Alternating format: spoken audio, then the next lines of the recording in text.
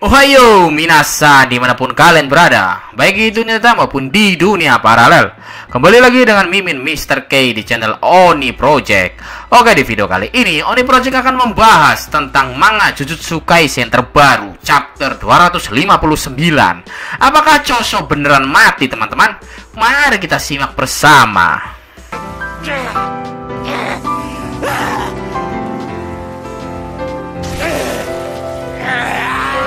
Sebelumnya di manga Jujutsu Kaisen chapter 258 di 2 minggu yang lalu, pertarungan antara Sukuna melawan Itadori Yuji dan para dukun Jujutsu sekaligus player cooling game berlanjut.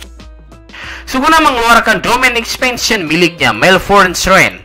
Itadori Yuji mengeluarkan New Shadow Simple Domain untuk menahan domain expansion milik Sukuna supaya Yuji dan teman-temannya tidak terkena efek panas dari domain expansion milik Sukuna selama 99 detik.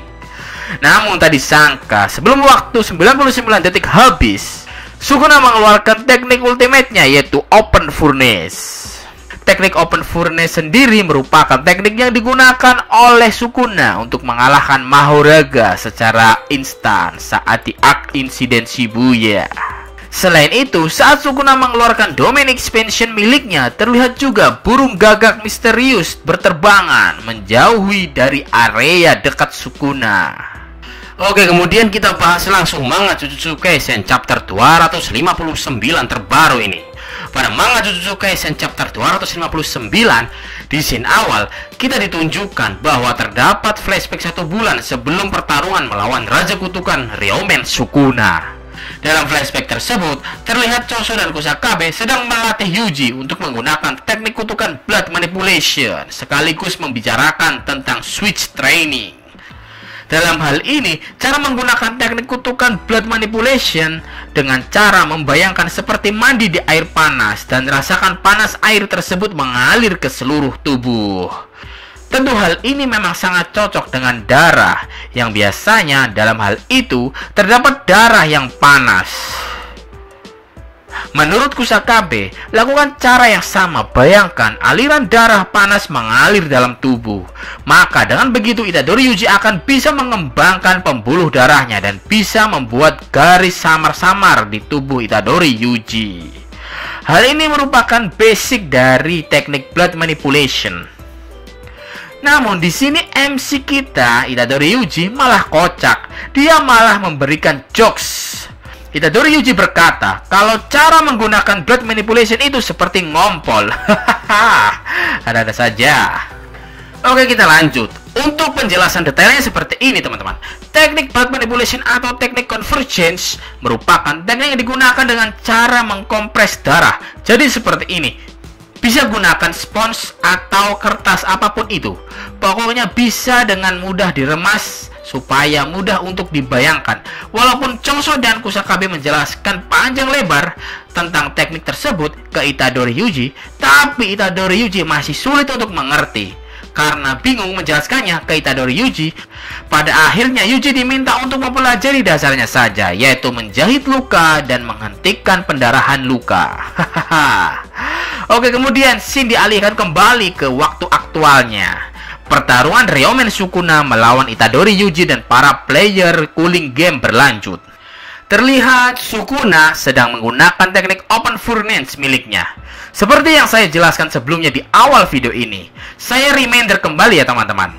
Teknik Open Furnace merupakan teknik yang telah berhasil melenyapkan Mahoraga dalam seketika di Arc Incident Shibuya. Dalam penggunaan teknik ini, Sukuna harus menyiapkan media dan syaratnya. Syaratnya adalah teknik Cliff dan Dismantle harus diaktifkan terlebih dahulu. Di luar domain expansion, teknik Open Furnace tidak bisa digunakan kepada banyak target. Jadi, oleh karena itu, untuk mengatasi kelemahan teknik Open Furnace tersebut, Sukuna mengaktifkan teknik Binding Vow. Binding Vow sendiri digunakan untuk mengurangi efek perlindungan Simple Domain dari Itadori Yuji. Supaya teman-teman Itadori Yuji bisa terkena efek jangkauan api sekaligus ledakan dari teknik Open Furnace. Karena hal tersebut, Uraume sang pelayan Sukuna merasa yakin kemenangan saat ini ada di tangan tuannya, yaitu Raja Kutukan Ryomen Sukuna.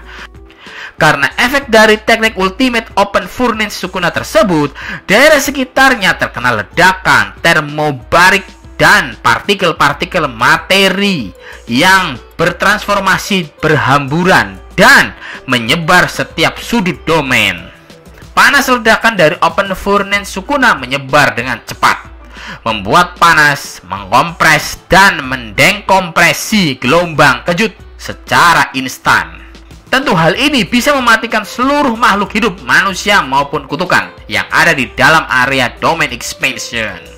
Gak heran sih, serangan sedahsyat ini bisa mematikan Mahoraga dalam sekejap mata. Berbeda dengan saat ini, saat Sukuna melawan Gojo Satoru, Sukuna berulang kali menggunakan Binding Vow untuk mengubah jarak jangkauannya supaya bisa terkena Gojo. Namun karena Gojo merupakan dukun terkuat dan bisa mengatasinya, maka api dari ledakan Furnace tetap terasa dingin saat terkena badan Gojo. Dalam scene ini terdapat scene sangat begitu menyayat hati. Karena Simple Dawn semakin menyempit dan memudar setelah terkena efek Binding Vow milik Sukuna, terlihat Choso keluar dari area Simple Dawn untuk melindungi Yuji. Choso seketika terbakar hangus oleh api Open Furnace. Choso pun menyampaikan salam perpisahan kepada adiknya, yaitu Itadori Yuji.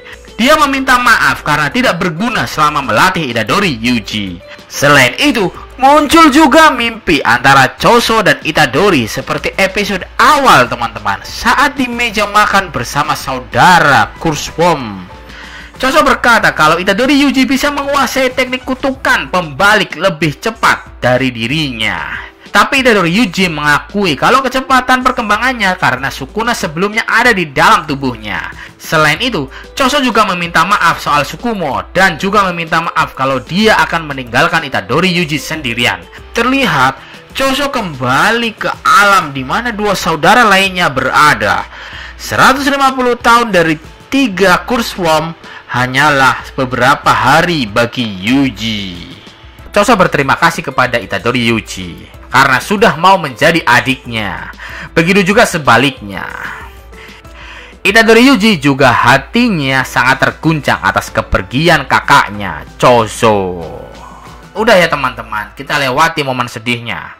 Oke, kita lanjut ceritanya teman-teman. Semua dukun Jujutsu yang lain terkondisi aman. Mungkin hanya sedikit luka-luka, sayat, dan bakar saja seperti Yuji dan Todo. Kalian ingat dengan teknik Boogie Woogie Todo yang bisa memindahkan objek dengan cara menukar tempat? Seperti saat Todo gunakan saat melawan Mahito. Jurus itu juga digunakan oleh Todo di chapter 258 yang lalu. Karena dalam chapter 259 kali ini terdapat flashback Todo dan Mei. Dijelaskan bahwa Todo dan Mei telah melakukan rencana istimewa.